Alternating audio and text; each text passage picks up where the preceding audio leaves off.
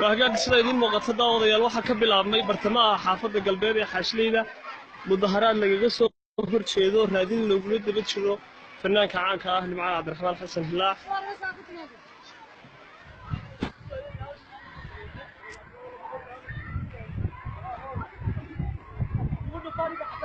waa dadweyne gadoodsan oo ka soo horjeeda xadhig la rabo in loo geysto fanaanka sida weyn u hirgalay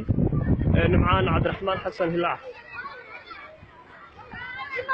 saan ku muuqata waxa dadkaysa qaar ka tirsan dhalinyarada oo iyagu eryanaya taageero ay rabaan in bartamaha ku gugaan yar iyo weyn lama kala hadhin waa waayeel coqaal ma kala laha intuba dhammaantood waa kuwa diyaar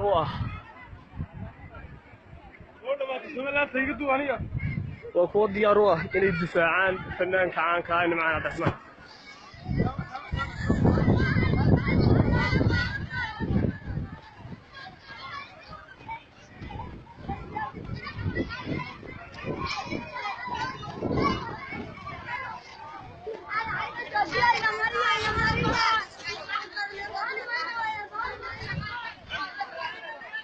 وهاجاك ولي dadku waa kuwa isa soo taraya marba marka ka dambaysa sida ku muuqata waxa arkaysa dhalinyartii waayeelkii waxgaradkii coqaashii oo dhamaantood aan kala had lahayn oo heegan ugu jira sida u difaaci lahaayeen fanaanka sida weyn u hirgalay Nimcaan Cabdiraxmaan Xasan Hilaac wali waxaanu ku guda jirnaa xaafadda ballaaran ee Xaashleyda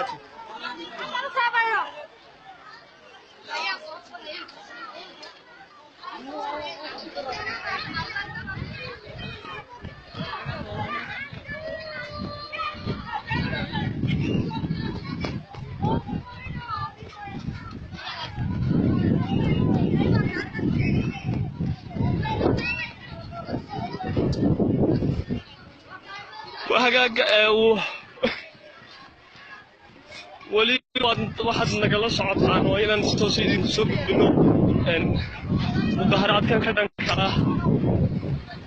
إذا ماذا بوليس كودور لويد حساس عن كل حد لحين كجيشتي برتما حافظة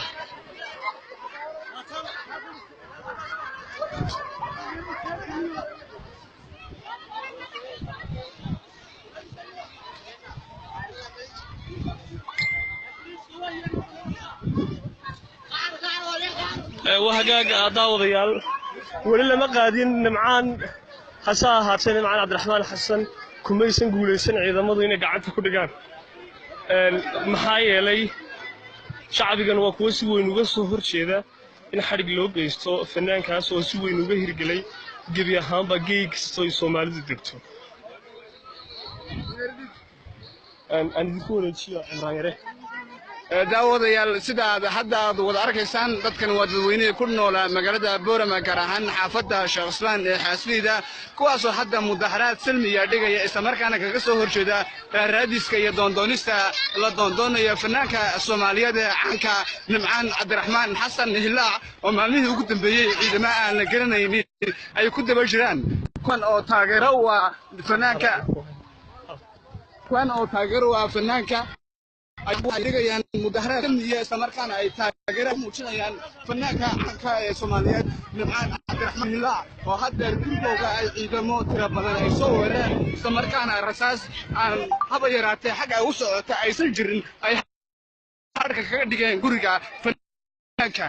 dadweynuhuna isla markiiba ay ku baraarugeen dadweyne aad u tiro badan ayaa hadda kusii qulqulaya dhankaas iyo faras magaalaha Boorama kuwaasoo mudaharaad ay kaga soo horjeedaan qaabkii fashilka ee loola dhaqmay fanaanka ay ka dhigi doonaan daqiiqadaha soo socda hadda dib waxaan idinku wareejiyo waliyo jaamac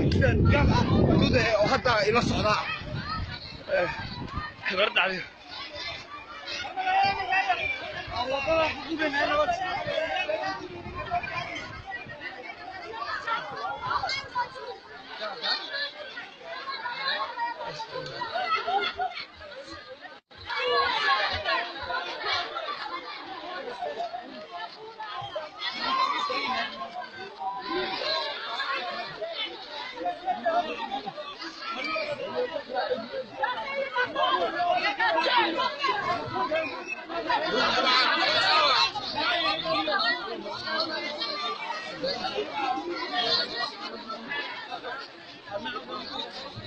كاميرا عادي يا ابو بدر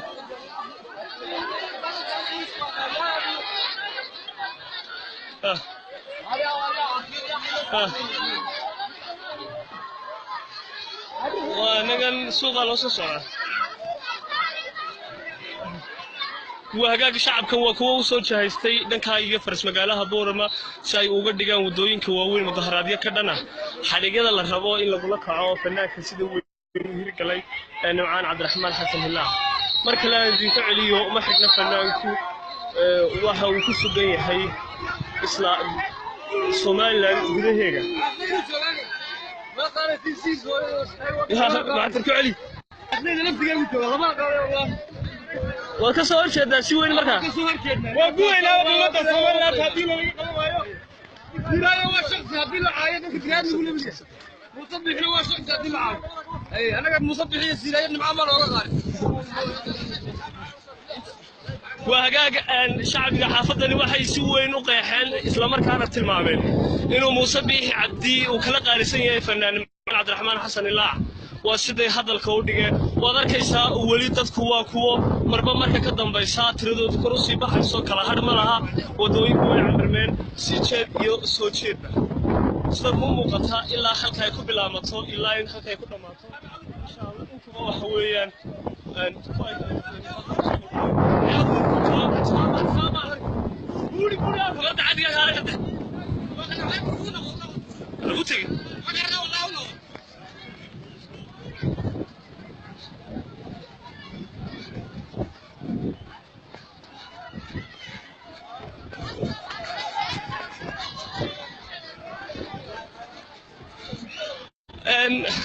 si kastaba ahaatee dadkan ayaa ah kuwa si weyn iskugu duuban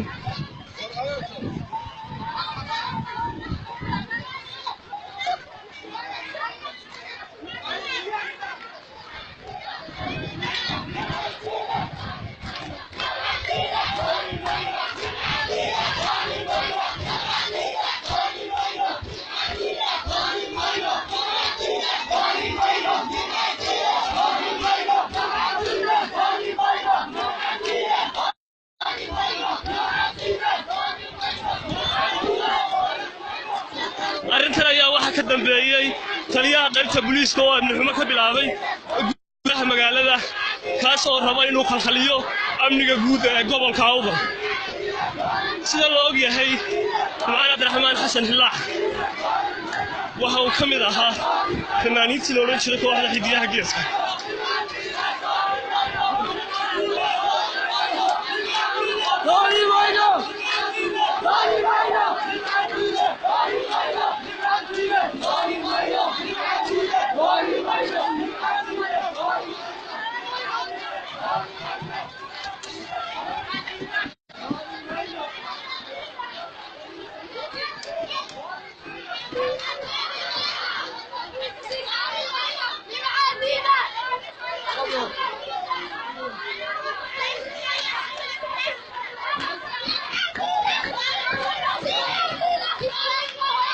صوغة كاميرا صوغة وكمان صوغة وصوغة كاميرا صوغة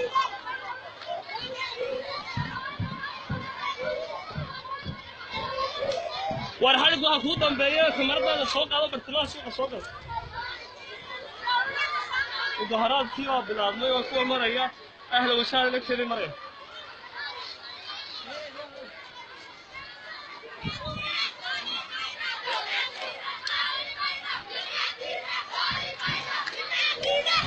فنان كان يا أحمد شعبيتي سؤال وبدن هاي كان مده فنانين وشعبية بدن له ديجان سومالي دكت ها